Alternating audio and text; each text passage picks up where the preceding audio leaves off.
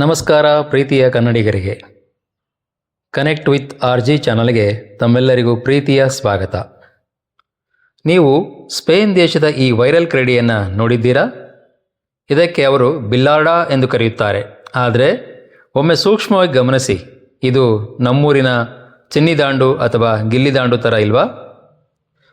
ಹೌದು, ಚಿಕ್ಕ ಮರದ ತುಂಡನ್ನು ನೆಲದ ಮೇಲಿಟ್ಟು ದೊಡ್ಡ ಕೋಲಿನ ತುದಿಯಿಂದ ಗಾಳಿಯಲ್ಲಿ ಆರಿಸಿ ಮತ್ತೆ ಅದೇ ಕೋಲಿನಿಂದ ದೂರಕ್ಕೆ ಬಾರಿಸುವ ಈ ಆಟ ಅಚ್ಚುಕಟ್ಟಾಗಿ ನಮ್ಮ ಚಿನ್ನಿದಾಂಡನ್ನೇ ಅಥವಾ ಗಿಲ್ಲಿದಾಂಡನ್ನೇ ಹೋಲುತ್ತದೆ.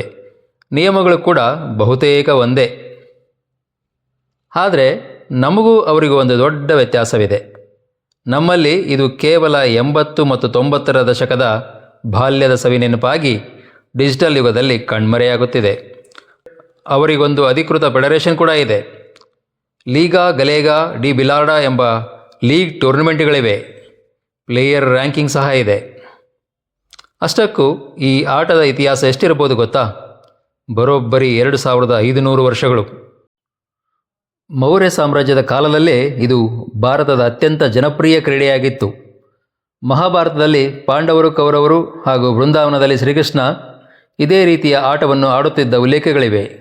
ಇಂದು ಜಗತ್ತು ಆರಾಧಿಸುವ ಕ್ರಿಕೆಟ್ ಮತ್ತು ಬೇಸ್ಬಾಲ್ ಆಟಗಳಿಗೆ ನಮ್ಮ ಚಿನ್ನಿದಾಂಡೆ ಮುತ್ತಜ್ಜ ಎಂದರೆ ತಪ್ಪಾಗಲಾರದು.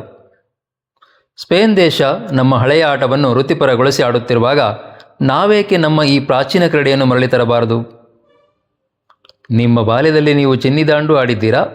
ನಿಮಗೆ ನೆನಪಿರುವ ಆಟದ ಮಜವಾದ ಕ್ಷಣಗಳನ್ನು ಕಮೆಂಟ್ ಮಾಡಿ ತಿಳಿಸಿ. ಹಾಗೆಯೇ ಈ ವಿಡಿಯೋವನ್ನು ನಿಮ್ಮ ಹಳೆಯ ಆಟದ ಗೆಳೆಯರಿಗೆ ಶೇರ್ ಮಾಡಿ.